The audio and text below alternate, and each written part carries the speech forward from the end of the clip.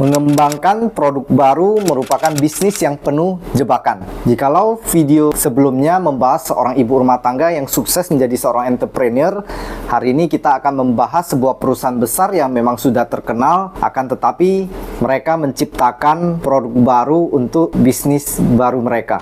Art Fry dan Spence Silver. Kesuksesan Post-it Note ini tidak bisa lepas dari kedua pria ini.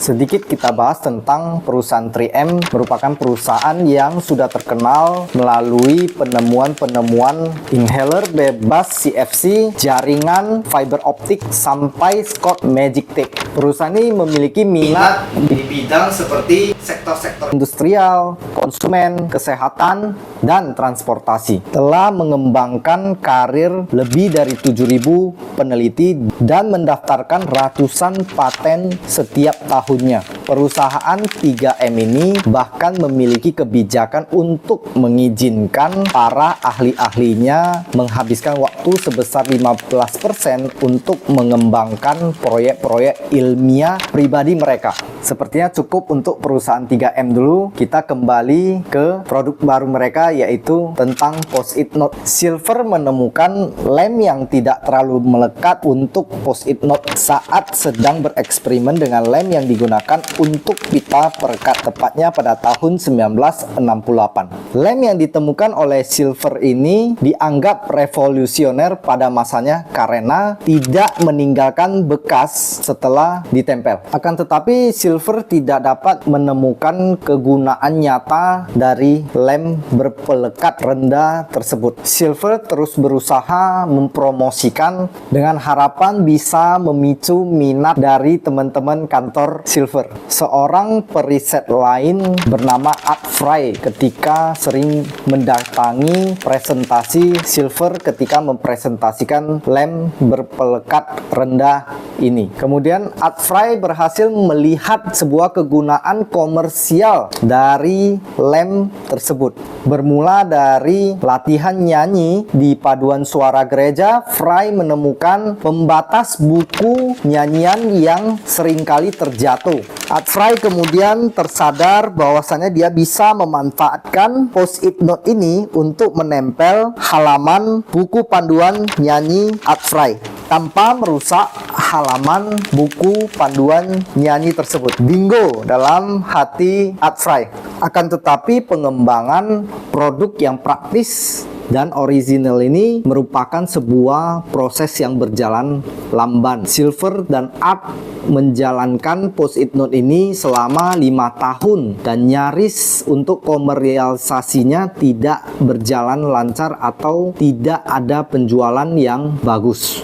Para eksekutif atau petinggi dari 3M menganggap Post-it Note ini bersaing dengan kertas coret-coretan, sehingga orang-orang tidak akan membeli alternatif dari perusahaan 3M tersebut. Tapi Fry terus menekuni bidangnya dengan penuh rasa cinta terhadap produknya. Dia pun membeli sebuah mesin, kemudian ditaruh di ruang bawah tanah di dalam rumahnya yang berfungsi untuk mengoleskan lem ke kertas. Fry selalu beranggapan bahwa derajat dari sebuah masalah selalu berimbang dengan kemajuan prosesnya. Fry juga sering bertutur bahwasannya banyak sekali orang seperti Fry yang bergembira atas masalah-masalah yang melumpuhkan orang lain atau masalah-masalah yang tidak dikenali oleh orang lain sebagai sebuah masalah. Mungkin dari tutur kata si Fry ini, si Fry lebih senang menciptakan atau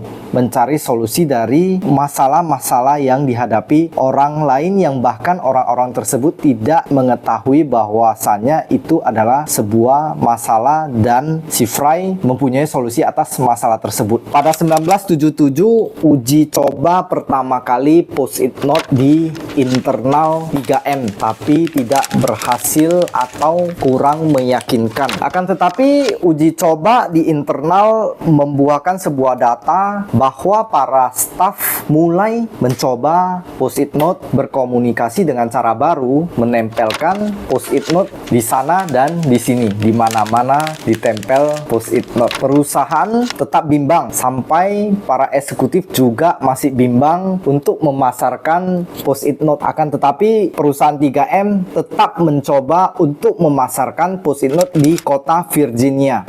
Tapi tahukah Anda, tanggapannya ternyata cukup positif ketika diluncurkan di kota Virginia dan post-it note akhirnya selamat dari kepunahan. 3 tahun dari tahun 1977, akhirnya post-it note diluncurkan secara besar-besaran pada tahun 1980. Kesuksesannya pun datang begitu cepat. Lebih dari 1000 variasi post-it note sekarang sudah ada di pasaran. Fry pun tetap bekerja di perusahaan 3M, kemudian jabatan Fry pun terus meningkat dan dianugerahi banyak penghargaan internasional. Fry pun tetap bekerja sampai 40 tahun di perusahaan 3M dan akhirnya pensiun. Sebagai perusahaan terbuka, 3M harus terus menghasilkan penghasilan serius dari ide-ide yang mereka munculkan. Pada tahun 2006, 3M memiliki penjualan sebesar 22,9 miliar dolar AS dengan keuntungan lebih dari 11,2 miliar dolar AS. Harapannya bagi pegawai dan ilmuwan yang sudah lama bekerja di perusahaan 3M yaitu memiliki waktu untuk terus mengembangkan ide-ide baru mereka. Maka dari itu, mungkin perusahaan 3M wajib terus memperhatikan kata-kata seorang Fry. Jika menemukan sesuatu, maka kita memiliki kesempatan untuk berhenti dan memperhatikannya. Inilah yang sangat penting karena banyak hal ditemukan dan dilewatkan begitu saja karena semua orang terlalu sibuk. Konklusi dari video hari ini, kita semua bisa seperti Art Fry yang selalu mencari masalah dari pasaran, kemudian yang paling penting yaitu menciptakan solusi dari masalah tersebut. Mungkin Anda atau teman-teman yang menonton bisa sukses seperti Art Fry di produk mereka yaitu Post-it Notes.